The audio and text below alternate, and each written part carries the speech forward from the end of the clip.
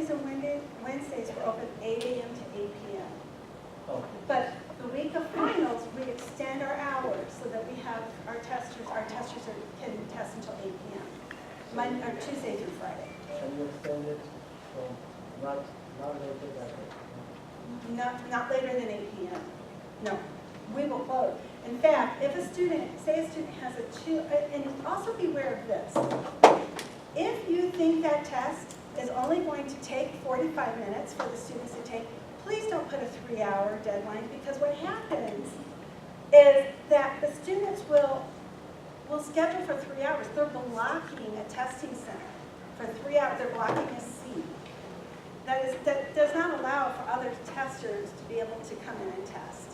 So please be realistic in what you put for your time limit. Also, your time limit cannot be longer than what a course would be, a face-to-face course would be. So 180, if the face-to-face course is 180 minutes, that time, your test cannot be longer than what that student would be sitting in that classroom face-to-face. And we have to have a time limit on the test. We will reject it if there's no time limit on it. The reason I asked this question because the syllabus says that, okay, the ending hour is 11 to 9, which is not practical. I mean, the student with it, assuming, okay, I'm going to go there. Right. And then you work out the deadline. That's true. So maybe I can, talk to people coming to just match these two together. Yes. Any student with, say, 8, so he knows that or she knows that. Right. That they with 1959, which is not true. Yes, that's true. What will happen if a student does come in late to test? Say you've given a time limit of 120 minutes, they want to test at 7 o'clock, we close at 8. We will make them, we will require them to sign a reduced time waiver. Yeah, I usually remind them or ask them to be there about 2 or 3 hours ahead. That the hour. Right. And this is just for Columbus. So if you have a student who's testing somewhere else, if they want to test, say, in one of our service areas, they can test in Seymour or North Vernon or Greensburg, but they do not have Friday hours on those service areas. So just note that. And they have very shortened hours. They do not lengthen their hours for finals. So your students need to know what the hours are for the testing center that they are that they are testing at. Also, all of our tests have to be scheduled online. There's an online scheduling system. We call it CAS self-service. The students will have to go online to request a seat, and the reason for that is because it pulls the necessary information from Banner automatically onto our scheduling system, so that we know what course they're that they're taking the test from. We know the section, we know the instructor, because 80% of the time, if a student calls us to take a test, they'll say, I want to take the test. Okay, fine. Who is your instructor? Well, I don't know. It's online. Well, what's your class? Oh, I don't know. And then we don't know where to pull Proctor for it. And I mean, this happens all the time. So with Banner, it pulls the information that we need.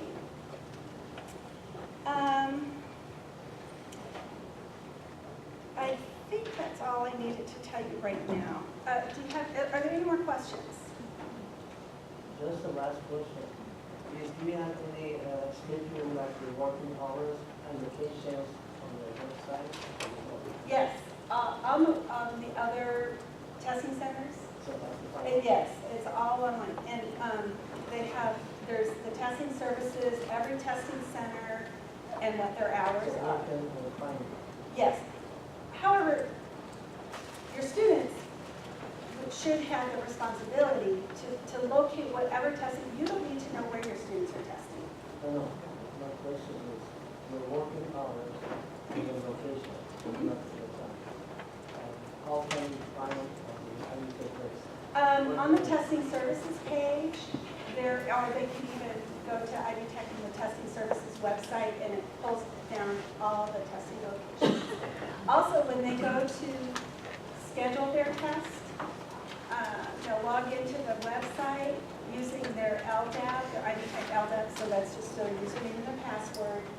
they click, they're a student, and then they just have to type in what test they're taking, and then ask them a location. And then a drop-down box will occur. They can choose their location, and then that center's calendar pulls up so that they can choose the time and the date that they need to test. Okay. All right. Yes. In face-to-face class, if a student has an excuse and they send me an email an hour or so before the test, I can't make it, can they test in any testing center? No. Or that's not face-to-face? No. For face-to-face courses, some of the testing centers, depending on the size and the resources that that testing center has, will accept makeup tests if you're, but ours does not. We do not have, we don't have the facility or the resources to do makeup testing or face-to-face course testing at this time. What's the best solution for adjuncts on face-to-face if student misses it? So I know in other classes I just come an hour, 2 hours early, but. Usually I can't do that. the instructor has to work with the student. And work with your program chair or department chair. If the student needs to come in and take a test at a time when you cannot be available, then your program chair or department chair needs to. Anybody can proctor. Yeah. That's a door we haven't opened yet here in our campus. And I'm reluctant to do it until we find out how these 8-week courses are going to occur, because we are going to have 8-week courses, their finals happening in the very same time that we have our 16-week midterms going on. And we're a little afraid about, we're not afraid, but we're just going to have to see. We're going to do the best we can so that your students have the best experience possible. Know that when they have a proctored exam, by the way, I just want to let you know, it's very tight security restrictions. Only because we're also giving, I don't know if you all know, but in our testing center, it's also a nationally recognized certification center. So besides the students that we have coming into test, we have workforce people from our community taking every kind of licensing or state board for many careers and occupations. So what we have to do is we make our students, we require them to have the same security measures in place as we do our workforce candidates.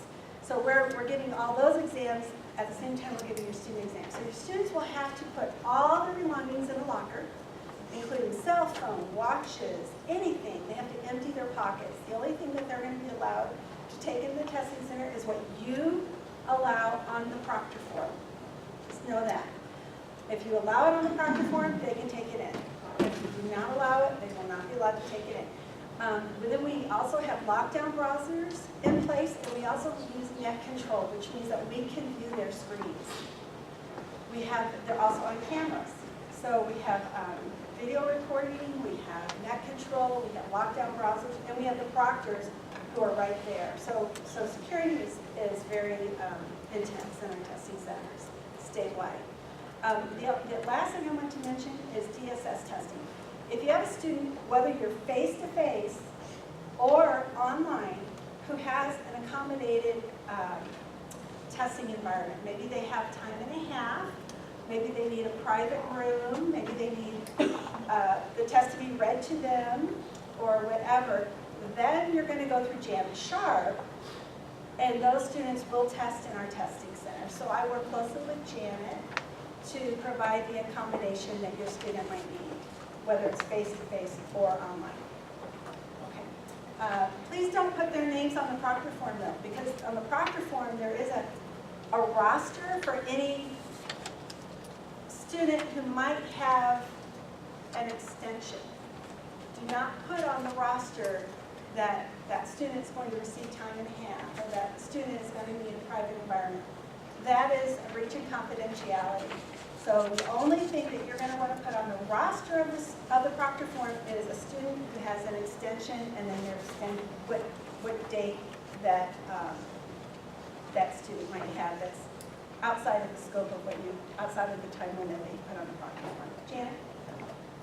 Actually, this is a really nice segue because Janet's talking next. So, Janet, if you want to go ahead And come up and and take say. it away, Janet. Okay. I'll send it to Jen.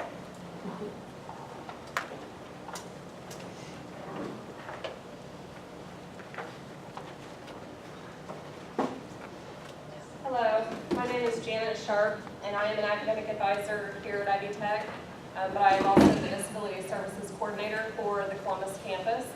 So that's what I'm here to talk to you today about. My office is located inside the advising center, so it's near the front desk. If you guys ever have any questions, concerns, anything like that, I have an open door policy, so please feel free to reach out to me.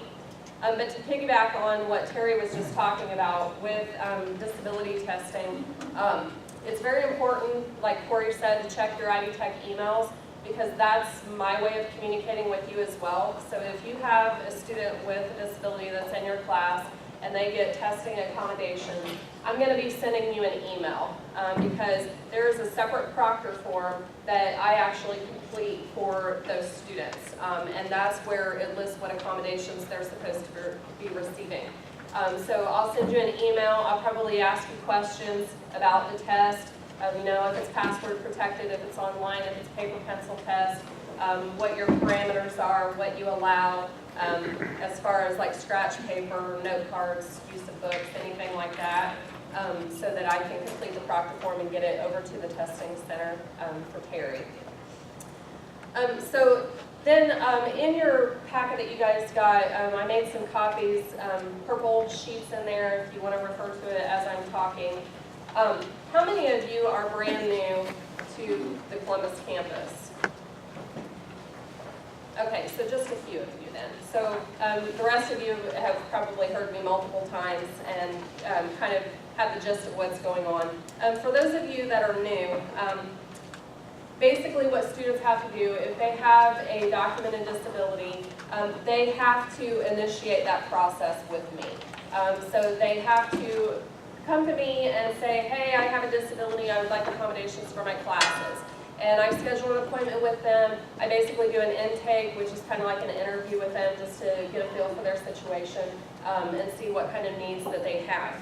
They do have to provide documentation to me from a qualifying doctor that states what their condition is. So they can't just come to me and say, hey, you know, I've got a learning disability, I need to have my test read to me extra time and all these other things. If they don't have documentation to verify that, then I cannot provide accommodations for them.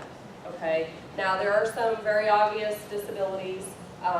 Typically they are physical disabilities that I don't necessarily have to require documentation for. So if somebody's in a wheelchair, it's obvious that they're in a wheelchair, that there's something going on. I don't have to have documentation that proves why they're in a wheelchair.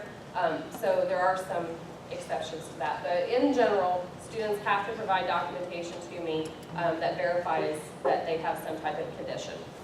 If you have a student that approaches you and says, hey, I have whatever their condition might be, and it's going to interfere with my class, I'm going to need special help, immediately refer them to me. Okay? Tell them to reach out to me. My contact information should be listed in all of your syllabi for all of your classes. So just point that out to them and let them know to talk to me, and I can try to work things out with them. If they try to give you documentation that says, here's my proof that I have this, do not take that documentation, okay? It is only allowed to be given to the Office of Disability Services. So again, refer those students to me. Students are not required to register with me, so they might come to you and say, hey, I just want you to be aware that I have a seizure disorder. So in case I have a seizure in class, this is what I need you to do for me, okay? So they might not actually have met with me or did anything with me, and they're not required to. They're only required to meet with me if they're requesting accommodations for their classes, okay? So, and there's no deadline for getting registered with me. So I have some students that try to go through their classes all semester long and try not to use their accommodations.